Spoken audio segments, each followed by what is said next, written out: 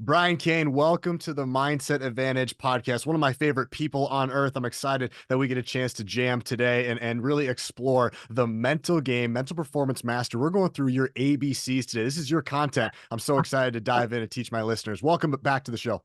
Yeah, DJ, thanks for having me again, man. And congrats on pushing the sled and congrats on stepping into dad world, bro. Couldn't be more proud of you for your continued progress, man, as like the next gen mental performance coach, man. You're dominating the day and I'm fired up to be here. Yeah, I appreciate you so much. Let's dive right in. So today we're going through what you call your ABCs of mental performance mastery. Such a cool concept. Each letter has a concept, a quote, or a strategy that goes with it. We're going to go through as many letters as we can in the time that we have today. We might jam on one for a few minutes. We might just say it and go to the next one, but we'll take one at a time here. And it starts with A, Kaner. You say ACE, actions, changes, everything. Talk to my listeners about the letter A. Yeah, I mean, where the concept of the ABCs came from, right, is one of the books that's had the most impact on me. To give a little backstory, is The Mental ABCs of Pitching by Harvey Dorfman. In The Mental ABCs of Pitching by Harvey Dorfman, he takes, 50, it's actually 80 words through the alphabet, and he'd say attack. Here's what attack means as a pitcher. Aggressive. Here's what aggressive means as a pitcher.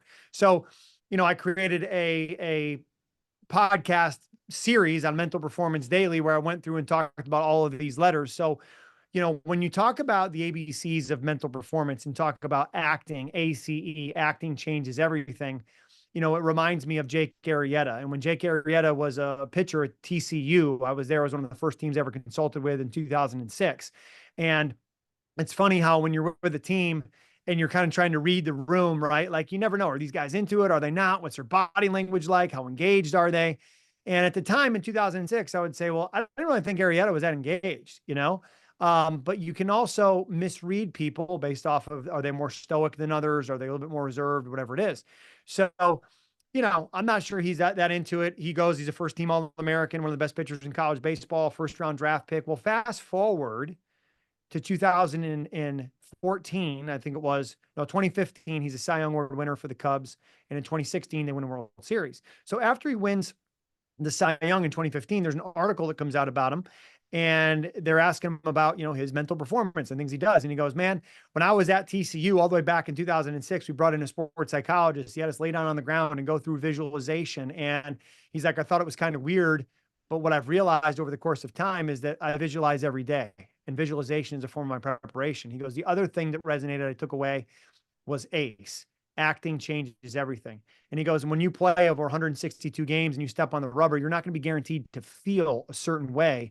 And too often athletes go searching for a feel instead of searching for a focus. And I want that focus to be you're presenting confidence. Acting changes everything. Act as if it were impossible to fail. Project like you're 10 feet tall and bulletproof. Amy Cuddy backed this up with her science and her book on presence, right? Her TED Talk seen by over 70 million people on the science and power of body language, that body language shapes who you are. That when you fake it till you make it, you're actually faking it till you become it. So you have to act how you want to feel, not let how you feel dictate how you act. So Jake would write ACE underneath his hat. He started doing that in 2006. I had no idea until he talked about it in an article after he won the Cy Young in 2015. And another great athlete that learned how to ACE, acting changes everything, with George St. Pierre. And when I first met with George St. Pierre, the Hall of Fame UFC fighter in 2006, after losing his title to Matt Serra as 11-1 favorite, biggest upset in UFC history at the time, he said, well, Brian, you do my George St. Pierre accent. He's like, Brian, you work with a lot of other of my training partners, and they said that you helped him to be more confident. He's like, I'm looking for more confidence. I want to feel more confident. I said, George, I can't help you, bro. I can't help you feel more confident. He's like, oh, but this guy said that, and that guy said this. He goes, yeah, I think you can. I said, I can help you act more confident. And when you act more confident, you might feel more confident. And usually you will, but not always. So we're not going searching for a feeling. We're going searching for how we're going to act confident. And we're going to act confident with our BFS, which takes us into B. A, B, here we go. B, body language, focus, self-talk. When you're going to act with confidence and you're going to make confidence a choice, that's your C. Confidence is a choice. Is that confidence is going to happen from your body language, focus, and self-talk. Stop looking for confidence being a feeling. Forget how you feel. Put your energy and attention into focus. Put your energy and attention into what you're doing. And when you get present and immersed in what you're doing, you don't even think about if you feel confident, right? I mean, I've spoken in national stages in front of 5,000, 10,000 people for 20 years. I would say terrified. Like I'm scared. I don't want to let people down. I got a ton of nervous energy. I got a lot of anxiety because I'm excited to go do that. So I know before I go on stage, I'm in the back at the National Baseball Coaches Convention, getting to go out and rip in front of 6,000 in Chicago. I'll send you a link to that video. You can post it maybe with the notes here, because I think it's one of the best 40-minute presentations I've ever given, DJ. And I'm in the back, and the guy that goes on before me is sitting in a chair like this. Doesn't move, stoned. And I'm like, hey, man, you got to go bring the juice. And he was the most boring speaker that was there the entire day. Stood hands on the podium, didn't do anything. I'm in the back like a UFC fighter. I'm pumping my arms. I'm tuck jumping. I'm moving around, stretching my hips, practicing my talk the whole time.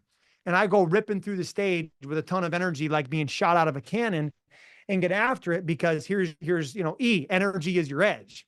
And I wanted to go out there with energy, because energy is contagious. And most people, when they're sitting in like a keynote talk like that, they're going to remember less of the content that you share, but they're going to remember the experience that they had. So you're trying to provide an experience while delivering world-class content. But I was nervous. You had to act different than how you feel. So did Jake Arrieta. So did George St. Pierre. And when St. Pierre realized, man, how I carry myself and how I act changes my body chemistry. Thank you, Amy Cuddy, and her research on presence. And it allows me to go out there and act as if it were impossible to fail. Thank you, Dr. Rob Gilbert, for bringing that out from Success Hotline. He went out there and was undefeated for the next 10 years. So let's go back here. So we have A, action changes everything, or acting changes everything. B is body language focused self-talk. C is confidence is a choice. I want to go back to is not only is it acting changes everything, Brian, but it's action changes everything. Recently, Dr. Rob Gilbert, somebody who I also listen to every morning, talked about there's a difference between people that talk mental performance and the people that do mental performance. I'm driving the car and I'm going, that is gold. There are some people that talk about it. There are some people that do mental performance. Talk to me about the importance of doing mental performance and doing action. What does that look like to you? DJ, 3 frogs are sitting on a log. One decides to jump. How many frogs are left? And the listeners are going to go, well, 3 minus 1 is 2, Cainer. There's 2 left. No, the answer is 3. Because just because you decide to jump doesn't mean you take the action to jump. So acting changes everything. Action changes everything. Right? You got to take action. Tony Robbins talks all the time about you got to be somebody who takes massive action, and sometimes taking massive action can get you in trouble. Like me right now, I just show and go ran a marathon, which I invited you to. Good move, not coming. And now and this morning I had a steroid injection in my back because I have got pins and needles down my right leg because I probably pushed it a little bit too hard, but good. We'll deal with it. Here's your G. But the idea around action changes everything. Acting changes everything. Let me give you 2 more just to round out our 4-pack of ACE cards. Attitude changes everything, and attitude is the decision, only the most important decision you're going to make every day in terms of how you show up and how you handle adversity and how you take a perspective on things, your mindset. But then also awareness changes everything, right? Because awareness is the first step to growth. What you're aware of, you can change. What you're unaware of, you can't. I'll go back to the George St. Pierre example. He was unaware that the way you carry yourself with your body language will impact how you think. And he was unaware that like how you think changes how you feel. But the hard part with that is I can't always control what I think, right? We all throughout the course of a day have random thoughts that pop through our head that we're going, why would I think that? I would never say that out loud, right? But we can be way more aware of our body, especially athletes, because they're so physical. And when they're aware of their body and they carry themselves like they're 10 feet tall and bulletproof, carry themselves with that confidence, that's the ultimate thing to do if you want to be able to be a confident performer. It starts with how you carry yourself.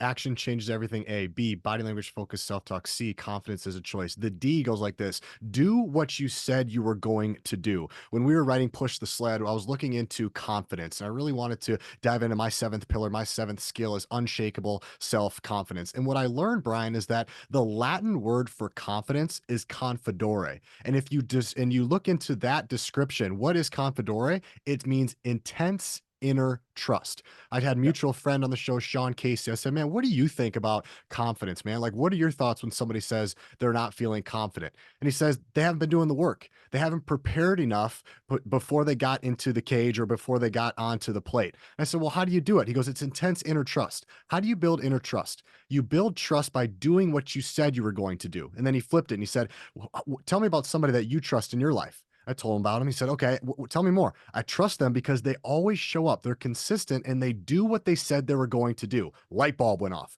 So Mm. trustworthy people, other people in our world are consistent and they consistently do what they said they were going to do. Same goes with us. So the D, do what you said you were going to do. Why is that important? Because of what you just explained. I can't say it better than you just did. Are you going to trust somebody who doesn't do what they say they're going to do? I mean, one of my core principles, right? My core principles, jump back to C. Do you have a set of core principles? Fly down to P. Do you operate off a principle or preference? I'm sitting with Vitor Belfort, the UFC Hall of Famer, two-time world champion, in the sauna before he fights Chris Weidman for the UFC title as he's cutting weight. And I asked him, I said, champ, what do you know now you wish you knew when you were just getting started as an 18-year-old UFC, MMA world champion? And he said, Brian, the biggest difference between a boy and a man is a boy makes decisions out of preference and a man makes decisions out of principle. And I thought about that. That hit me hard. And I was like, what are my principles? Because I'm living out of preference. I do what I feel like doing. And you know what that does? Gets you decent results, not world-class results. Not better today than yesterday. Not better tomorrow than today. That requires principle. So my principles were apples, or are apples today: accountable, present, process, love, energy, and service. As defined as accountable, and do what you said you're going to do in Snow Globe life. Present, be where your feet are. Process, have a plan and execute. Loving is just simply be kind. Energy, bring the juice. And S is to whom much is given, much is expected. Make sure you pay back and give back to what Ken Revisit has given you. So when you talk about doing what you said you were going to do, that is the foundation of trust. Can I trust that if you say, I'm going to do this, you're going to follow up and actually get it done? So DWISYW, D, do what you said you would do. So Accountability. You can count on me. I can count on you. We got trust, and then we can start doing things. Every solid relationship, coach, athlete, husband, wife, marriage, partner, whatever you want to slice it up, is built on trust. And I think that over time is where we see sprinkles of confidence start to accumulate when we continue to do what we say we're going to do. We're flying. I love this. Let's go to E. This is a huge one. E+R equals O. Talk to Brian about my listeners about what is E+R O, man.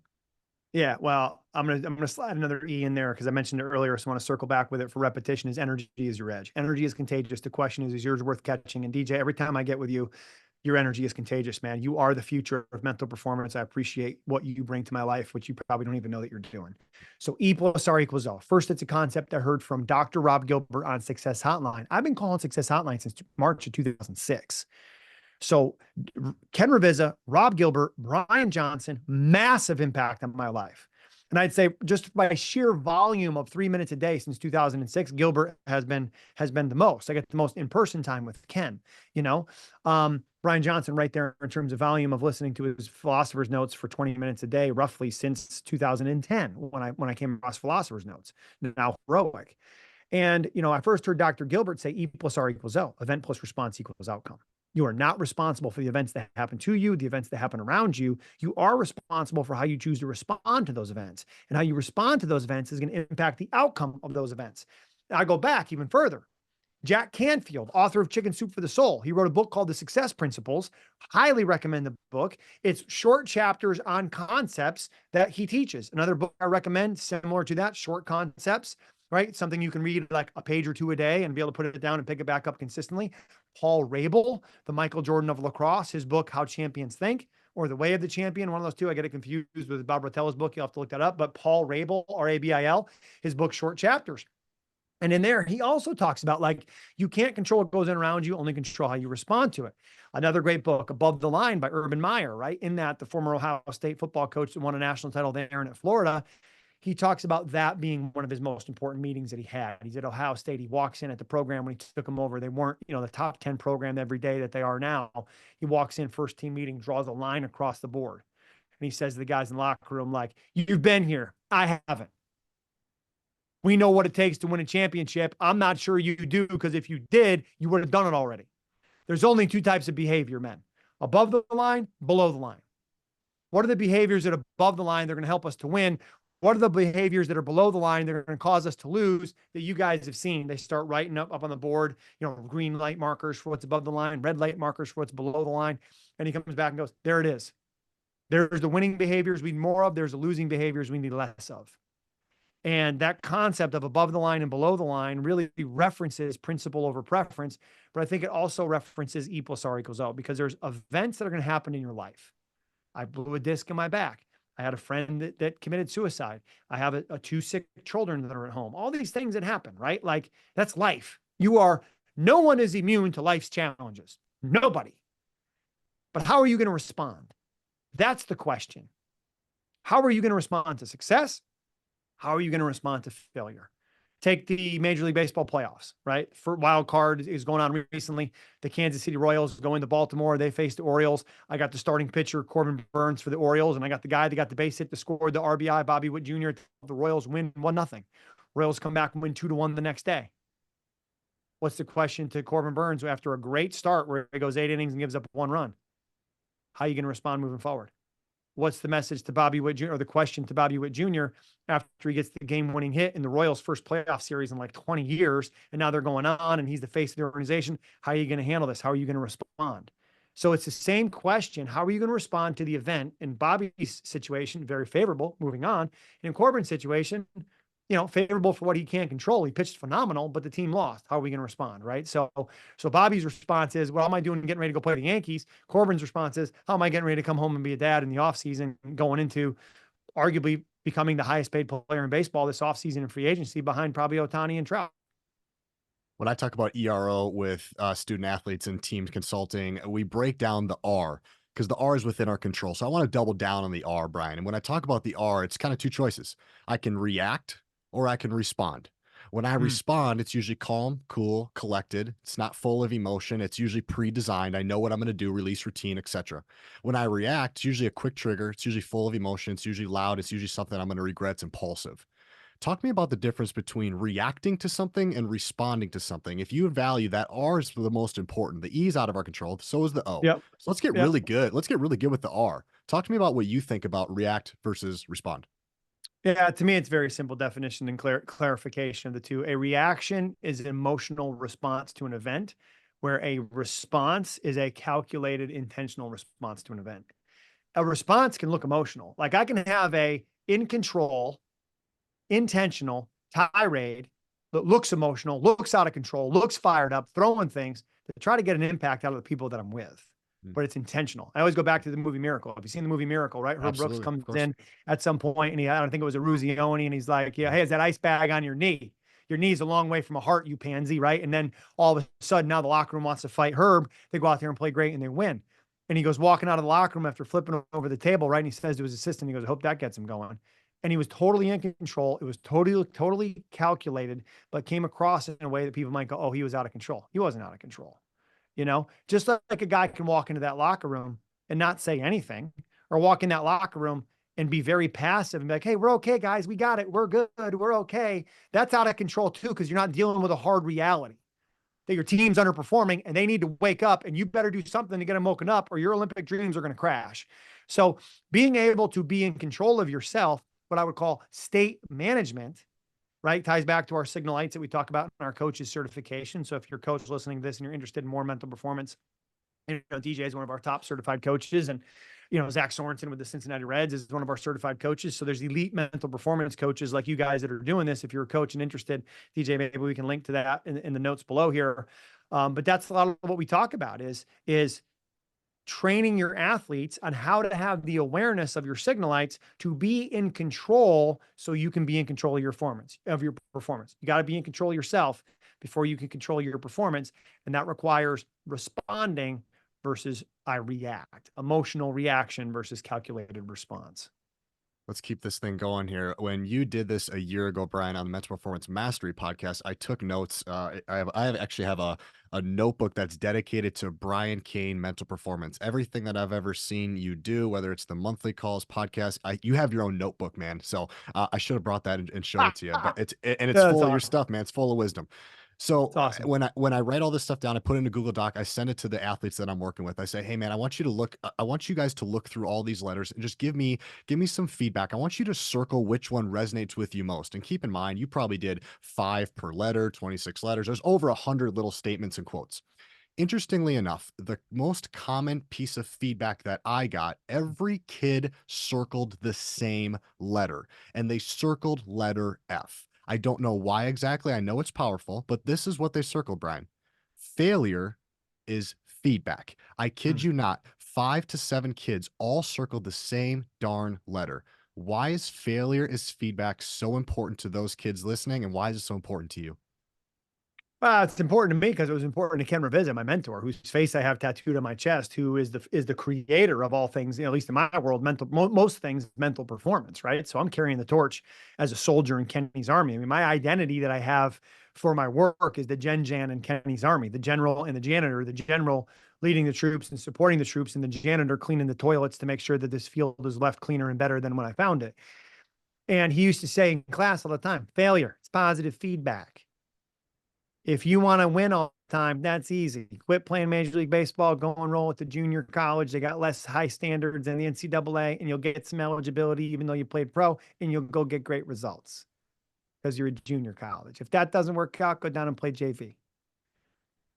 So failure is feedback. You're going to learn from when you lose, right? Conor McGregor, the great MMA world champion, inside the octagon, different discussion of how he shows up outside the octagon in certain places. But, we're going to look at the athlete inside of there and what he was able to accomplish in that sport, world class. And his book is called Win or Learn. It's actually his coach's book, John Kavanaugh, is called Win or Learn. And that was one of the mentalities that Conor, shared that made him such a great MMA fighter was he never lost a fight. He was always either won or he learned. And I think that idea that failure is positive feedback is the same thing with win or learn, that when you have a performance, and I'd even take it to say, failure is positive feedback. I'd also say performance is positive feedback if you process it right. Kobe Bryant was on the School of Greatness podcast, Lewis Howes, and the one clip there that really resonated with me the most among many was when he said, when Lewis asked him, "What does losing feel like to you?" And Kobe goes, "Oh, it's exciting." He goes, "It's exciting?" He goes, "Yeah, it's exciting because there's answers there." And Lewis goes, "Well, you probably learn more from losing than from winning." And Kobe goes, "No, it's the same as long as you process it the same way." So you ask yourself, whether I won or I lost, what did I do well? What can I do better? And how can I do the things I did well again? How can I do the things I want to do better in the future? And then you go to work to improve your performance. So the idea of failure as positive feedback is a spin on, like, we can't be afraid to fail. We have to actually embrace failure and use it as information and data. But we also have to do the same with winning. And ultimately, there's a third option brought up by Trevor Moawad in his great book, Getting to Neutral, where he talks about if you can take a neutral mindset, it's not positive, it's not negative, it's just neutral. That's going to be what allows you to get the most data out of your performance, because your ego isn't tied up in the win or the loss. You're not overly excited and taking things for granted, or overly negative and hammering yourself. You're looking at it as, what do we do well? What do we want to do better? How are we going to do it moving forward? What's the data I can use for improvement? G is good. And this is funny, man, because it's one thing to understand what good is, it's another thing to do it. I talk about, again, Dr. Rob Gilbert. It's one thing to say it, it's another thing to do mental performance. I've had a chance to listen to you on Zoom calls, and sometimes Mm. technology isn't going well, whether it's what we're doing now Often, or often. many of the Yeah. monthly calls. And Yeah. what do Yeah. you always say, dude? It's a trigger. You go good. Talk to me, my Yeah. listeners, about why you say good.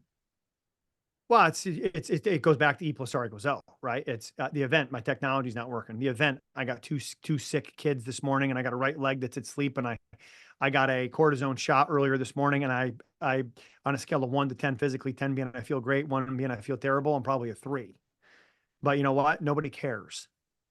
I still have work to do. I'm still going to show up for this podcast. I'm still going to bring the juice. I'm still going to act different than how I feel. And what you find, what's interesting, right, is I'm going to all these doctor's appointments trying to figure out what's going on with my disc and all that. They're like, "Well, how does it feel during the day?" And I'm like, "I don't really notice it during the day."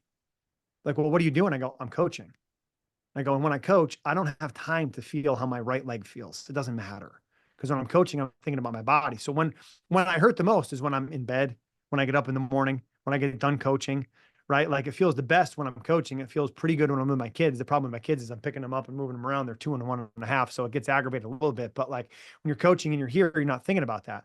You're not thinking about your leg, right? So the mentality of good Ken Ravizza used to say, beautiful. We give up 3 runs in the top of the first inning at Cal State Fullerton. We come in, we haven't even hit yet. He's going, beautiful. Got them right where we want them. Give them an early lead. They'll get complacent. They'll make mistakes. We take over. Beautiful.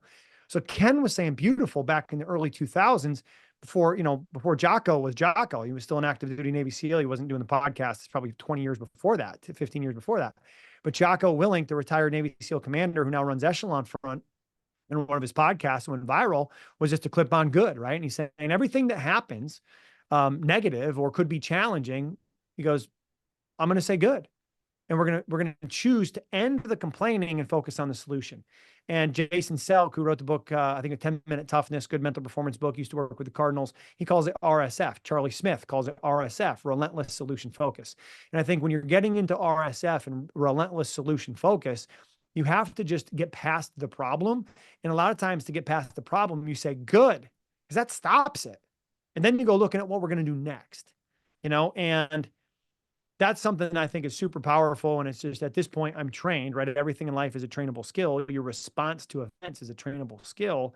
Still need to get better with it. But most of the time, if something bad happens, the first thing I'm going to say is good, especially if I'm with other people, because there's like that coach part of me that's there.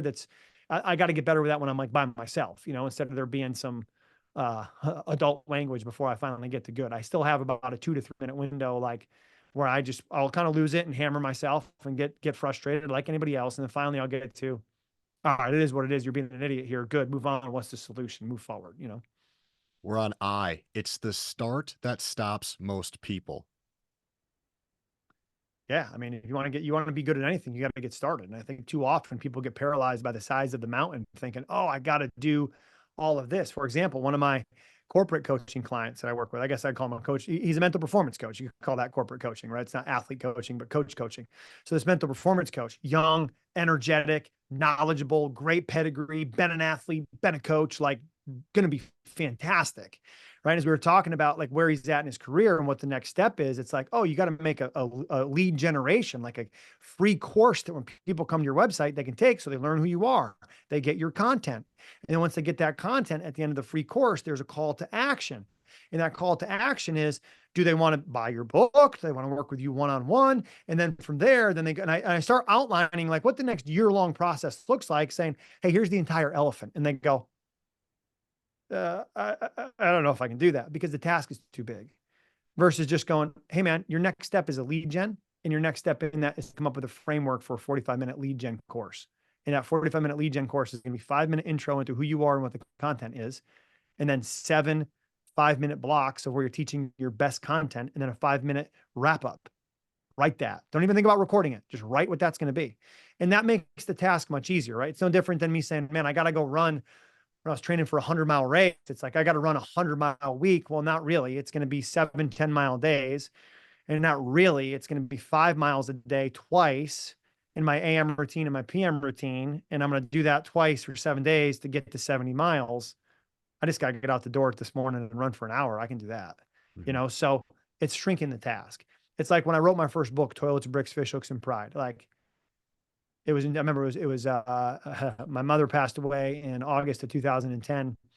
I got the phone call. I was at a hotel in Washington State. She was about to speak that day. She was in Massachusetts and passed unexpectedly of cancer. And my dad called to fill me in about 3 a.m, West Coast time, obviously not going back to sleep, grabbed my laptop, sat down, wrote the dedication to Toilets, Bricks, Fish Hooks, and Pride, dedicated it to my mom.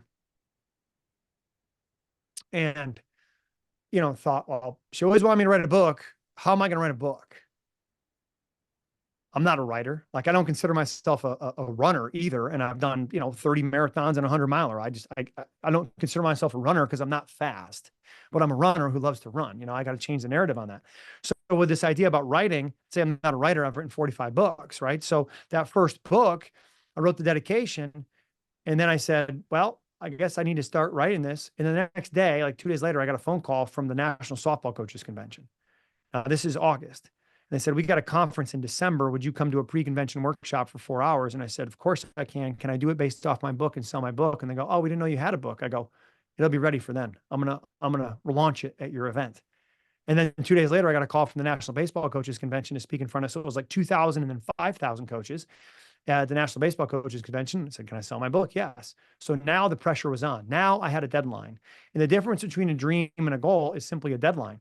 And when I had that deadline to go, okay, I got to get this book done by November 1st to get to an editor, to get published, to have in place, to bring with me to sell at this event in Florida in December. So if I need a book done by November 1st, and it's now, call it like end of August, what does it look like for me to write this book?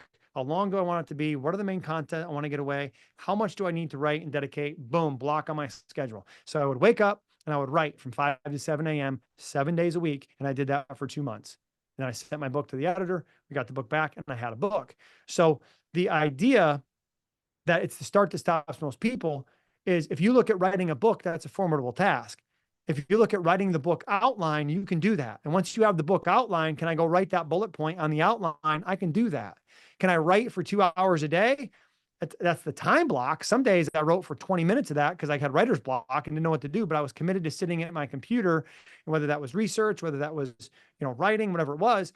You just have to realize that it's a start that stops most people. And motivation comes, DJ, after movement begins. Most people make the mistake to think that motivation is going to come before I start the task and I need to be motivated to do the task. And I'd say just remove that from your mindset and understand motivation is going to come after movement begins. So use all of your resources to get started. And to get started, you need to have good behavior design and good routines and good triggers and a good environment where there isn't distraction so that you can get to work, So it's the start that stops most people, I think, is one of the most profound and simple statements and mindsets that there is. But the problem with it is it falls into what we call the rule of two easies. It's so easy to do. It's also easy not to do. This dude is on fire right now. Do you need some water? Are you good? Are you good to keep going? You've just been spitting absolute gems right now. Keep hammering, buddy. Let's go. This is what we live for. This is what we're here for. K is K minus A equals nothing. Knowledge minus action equals nothing. We've talked about this a little bit, so maybe we can go a little bit quicker on this, but without action, it really doesn't matter. You can have all the knowledge in the world. K minus A equals nothing. Go ahead. Yeah, knowledge minus power is inaccurate. Knowledge minus, what do they say? Knowledge is power. Knowledge is power is inaccurate. Knowledge is potential power. But the only way power gets activated is through action. Now, you can take action with no knowledge and get lucky and land on where you want to be. That happens.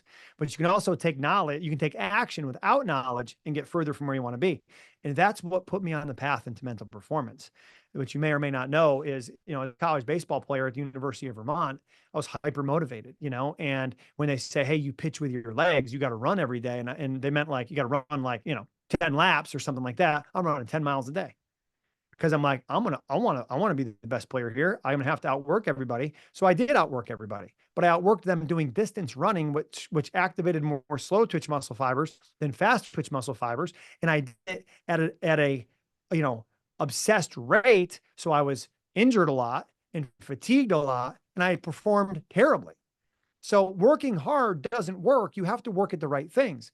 So, this idea that knowledge minus action gets you nothing. Well, action minus knowledge also gets you nothing.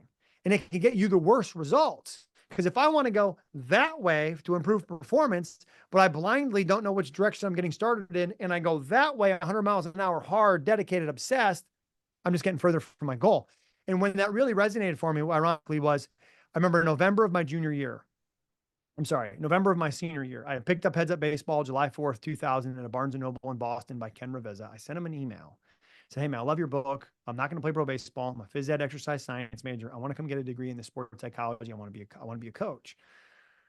And I remember going out to see him speak, or I went out there to tour the campus for a couple of days, and I got the chance to see him speak. And he was speaking to all the like freshman athletes, I think it was at Cal State Fullerton. He showed a video. It was a video from Happy Gilmore, where Adam Sandler, Happy Gilmore's in the batting cage because he just got cut from the hockey team, and he stands in, and he's like 90 days or 365 more days till next year's hockey practice. I got to toughen up. 90-mile-an-hour fastball off the face. And he starts wearing these fastballs, and then Chubbs Peterson comes over and unplugs it, right? He's like, what are you doing, man? And Happy goes, I'm trying to train for next year's tryouts. But if you watch the movie, you understand, like, Happy Gilmore's tough. Happy Gilmore's got a slap shot. The guy doesn't know how to skate. So he can go work on his slap shot and work on his toughness and how to fight and callousing his body and mind by taking 90-mile-an-hour fastballs from a cage off his head, and he's not going to get better. And I'm going, that's me. That's me.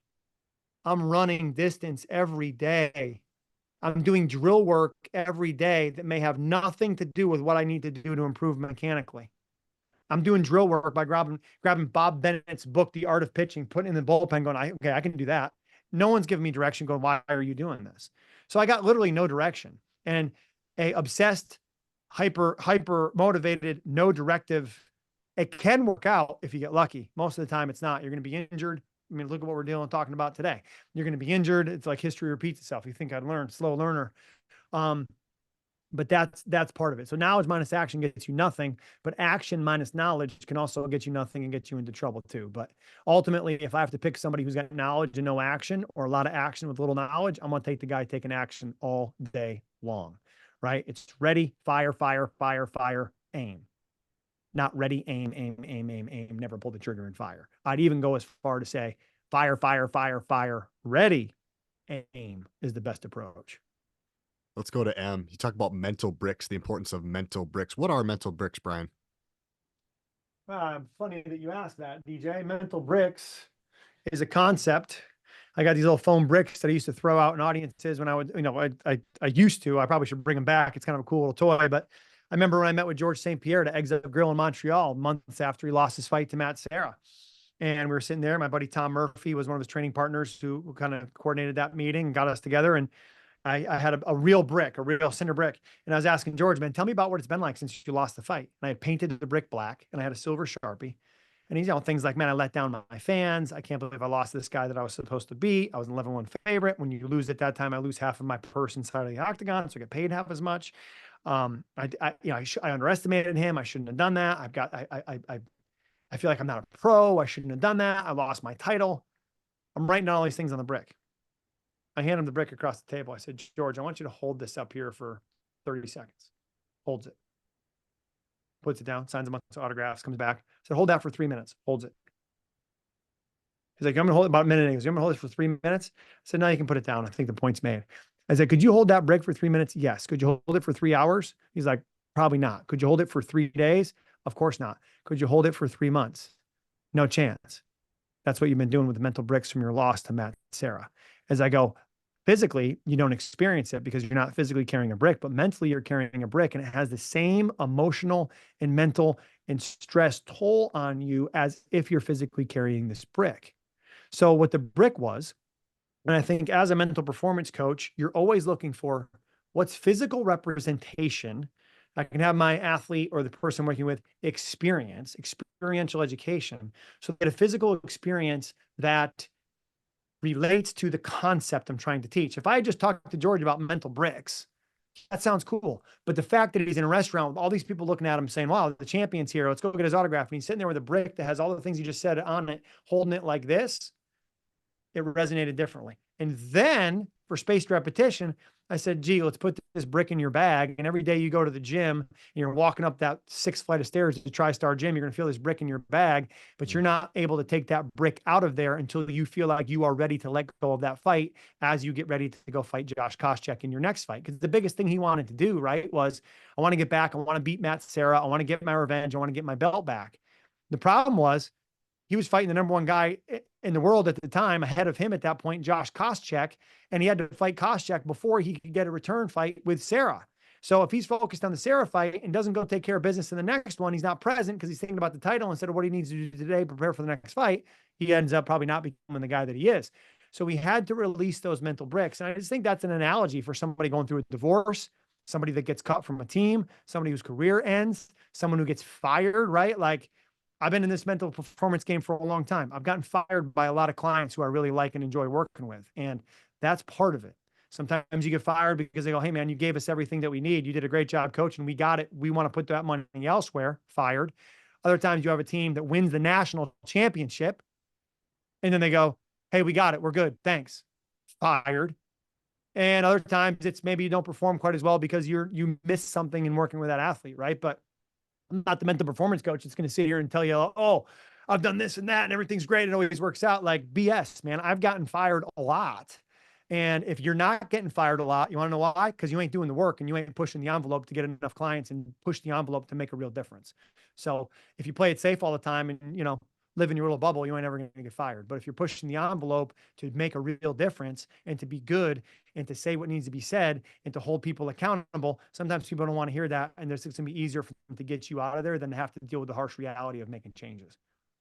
We got a few more here. The N is no pressure, no diamonds. I like this thought when I'm talking to athletes about pressure is what you make it. So if you Mm. make it this really big thing, then yeah, you're probably going to act as if it's a really big thing and you might fold under pressure. So it's all a perspective thing. I'm curious, Brian, for the N, no pressure, no diamonds. The kids I'm talking to, they're not under the same kind of pressure that the athletes you're talking to. So what are the conversations like on no pressure, no dimes with some of the best athletes on the planet? Well, let me phrase this up for you. Okay. The athletes that you're working with, or the athletes that I'm working with that are high school age or below, because I work with some of those athletes, not a ton anymore, but my team does on a daily basis, right? We got a team of mental performance coaches that coach a lot of those youth athletes. So if anybody's interested, just hit us up and we'll see if it's the right fit for you.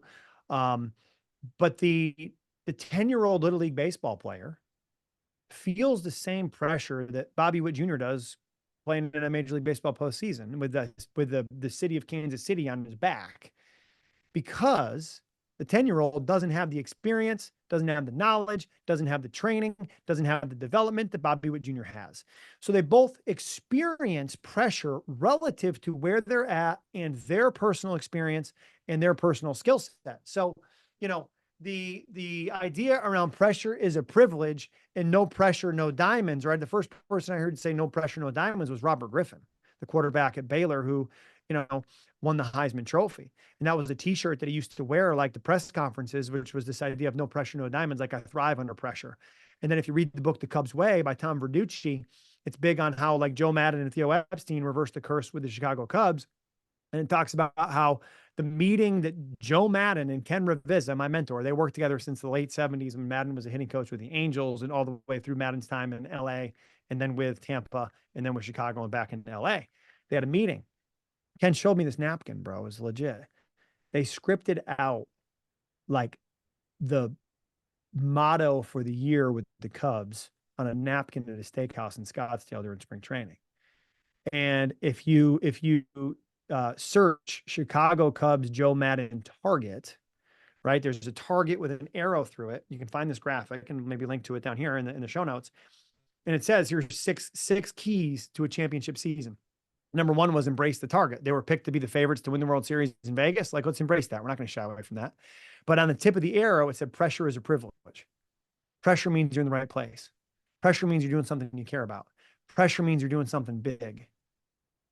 And then Joe would talk about, you know, where pressure gets too much and too magnified is when you're not prepared. Preparation, and here's the last thing I'll say here. Preparation allows you to turn pressure into pleasure. When you feel pressure that turns into anxiety that becomes like negative on your performance, it's because you're not prepared enough.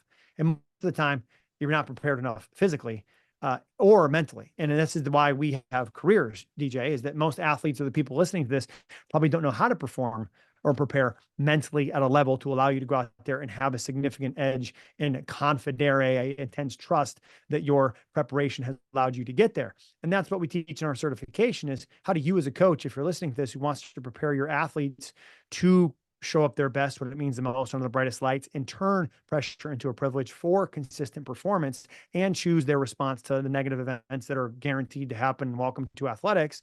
Then you should check out our NPM coaches certification or my free 3-day coaches course at briancain.com. I'm gonna skip over O and go to P. I know we're close on time here. This is a really big one, especially what I'm working with. And so selfishly, this is what I'm seeing a lot is perfection. The kids, the student athletes I'm working with, they have a high standard for themselves. They consider themselves to be perfectionists. Now, on one hand, Yep. I really like that. I like that you have a high standard. There's a lot of kids out there, Brian, who have a very low freaking standard, low expectations. Like, God, you're just mediocre, man. And the kids that work with me, they want to be above and beyond. I love that. Talk to me though. It's a slippery slope. The P is progress over perfection. I'm going to link the episode you just did on mental performance mastery. You have 10 items on how to overcome perfection.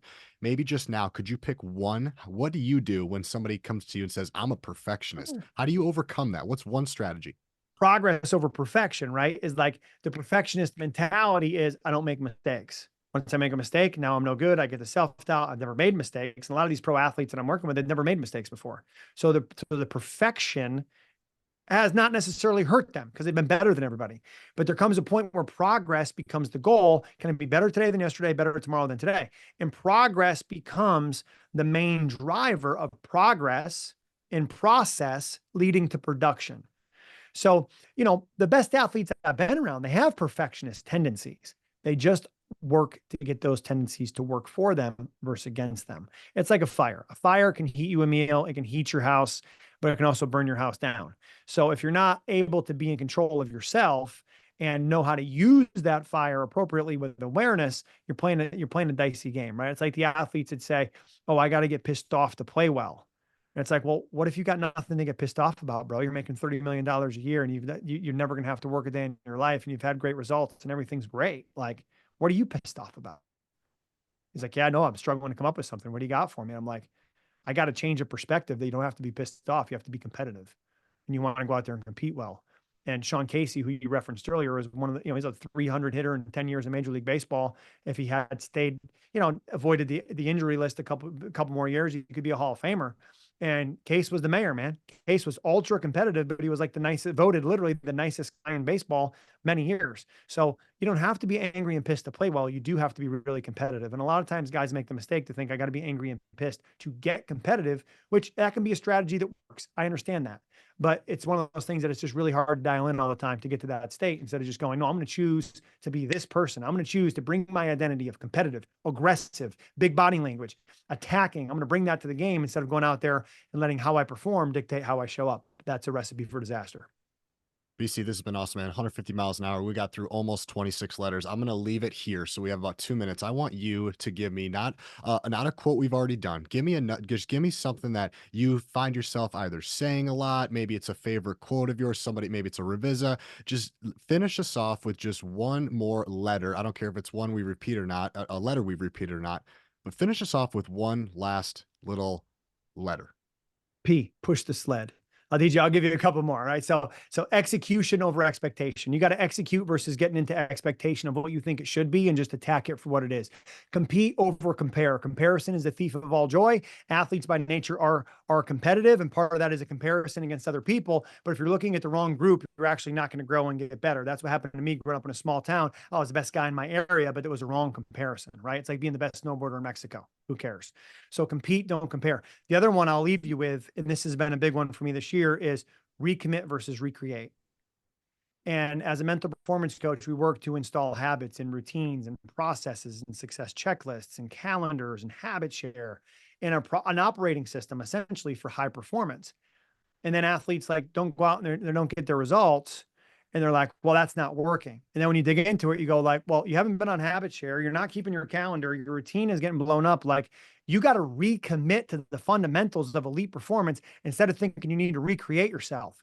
And in my world with Major League Baseball hitters, it even comes into, my swing's not where it needs to be. My swing doesn't feel good. And I'll say, hey man, you seeing the baseball? Not really. You on time? Like on time for a fastball? No, I'm between a fastball and an off-speed pitch. Forget your swing. Go get on time. Go see the baseball and trust that your swing will be there. Because I don't care if your swing's there and it's the perfect biomechanical swing and it feels great. If you ain't on time and you ain't seeing the ball, you ain't got a shot. So simplifying for those guys to just recommit to the fundamentals of see the ball, recommit to the fundamentals of be on time, recommit to the fundamentals of feel the dirt under your feet, hear the dirt under your feet, look at your focal point and take a breath. And as I work with these, Major League Baseball players and professional athletes, NFL, NHL, NBA, UFC, whatever, it's weekly phone calls, weekly Zoom calls. And those weekly Zoom calls, if you watch, take Corbin Burns this year, we might've had 40 calls during the season. If you watched all 40 of those calls in succession, you'd be like, wow, there's a lot of consistency amongst those calls. And that's intentional. Right. So 80% of those calls is consistency, talking about the last outing, talking about his signal lines, looking at his execution, updating his imagery, updating his mind movie, game planning the next 5 days for what needs to happen to get prepared for his next start. That's 80% of the call that's consistent week to week, call to call. And the last 20% is what's on your mind, what's going on. And that's where, that's where it changes day to day based off of what's going on, right? Is he having twins? Is he in the last year of a contract? Is he going to start an all-star game? Is he going to be a Cy Young Award winner? Is his team not getting runs? I mean, the dude pitched 8 innings in the first round of the playoffs against the Royals, gave up 1 run, 1 walk, and they lost. Like, you don't control run support, but if he had good run support, he could have won 20 games this year. He pitched that well. So we're looking at his execution. He was not far off execution wise from where he was when he won the Cy Young Award in 2021. Like, we can look at execution being how consistently did I throw the baseball where I want to throw it? We look at that after every start. We watch the video and we track, did I throw the ball where I intended to throw it? That's my job as a pitcher. And if you do that, good things are going to happen. If you don't, you're not going to get results. Brian, this is awesome. Recommit versus recreate. I want to close down by giving you an opportunity to talk specifically about mental performance daily. Everything Yep. else we're going to put in the show notes. I've been listening to mental performance daily every single day since 2018. Just a chance to kind of promote that. Yeah, mental performance daily. It's kind of my commitment, and it's my success hotline. I listened to in March of 2006. I heard Dr. Rob Gilbert speak 2 to 3 minutes a day. You call and listen to a message. It's had such profound impact on my career, on my coaching, on my life, on my marriage, on my parenting, my fitness, everything. And I said, I want to honor Rob Gilbert with doing a mental performance daily podcast. Just like I wanted to honor Ken Ravizza with writing a coach's certification to train other people like he trained me. To me, mental performance daily is a tribute to Ken Ravizza, or I'm sorry, to Rob Gilbert, but it also helps make me a better coach because I have to come up with content every day. I have to be structured. I have to be disciplined to do it every day. And in 2 to 3 minutes a day, I feel like I'm giving strategies and tips that can allow performers to take their performance to another level. So check out Mental Performance Daily Podcast. Stay with me. DJ, thanks for having me. Let's go push the sled and dominate the day, brother. Thanks, Brian. Appreciate it.